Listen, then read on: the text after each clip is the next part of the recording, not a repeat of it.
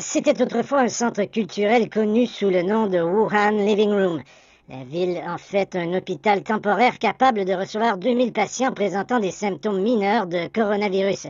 Le personnel médical est réparti en 4 équipes, 6 heures de travail chacune, 24 heures sur 24 et 7 jours sur 7.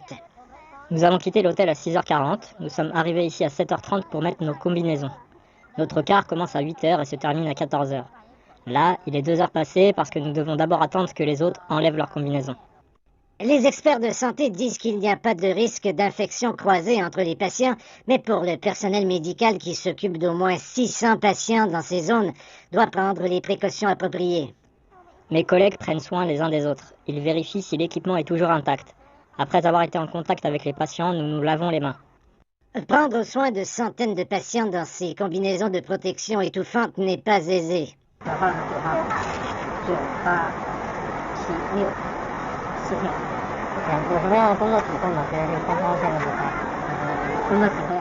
Nous prenons soin des patients présentant des symptômes bénins. La charge de travail est plus légère, mais il y a beaucoup de patients. Donc ce n'est quand même pas une tâche facile. Les experts disent que les hôpitaux de campagne pourraient ne pas être le plan parfait, mais c'est le plus faisable en ce moment. Ça permettra de réduire les risques d'infection croisée pour 9 millions de personnes à Wuhan, y compris les familles de ces patients. Je suis venu ici pour ma famille et dans l'espoir d'avoir un meilleur traitement. C'est une bonne façon de protéger ma famille et les tenir à l'écart de l'infection. Monsieur Zhang, 56 ans, s'est rendu dans cet établissement vendredi. Son état s'est amélioré. Je me sens beaucoup mieux. Je n'ai pas eu de grosse fièvre depuis des jours, même si je peux encore en avoir de petites.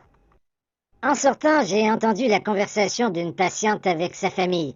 La quinquagénaire dit avoir de la chance d'être ici. Au début, j'ai été choquée d'apprendre le diagnostic. J'ai été terrifiée et j'ai pleuré toute la nuit. Puis je suis venue ici et j'ai rencontré les autres patients. Le personnel nous a bien traités. Je me sens beaucoup plus en sécurité et je pense que nous allons vivre.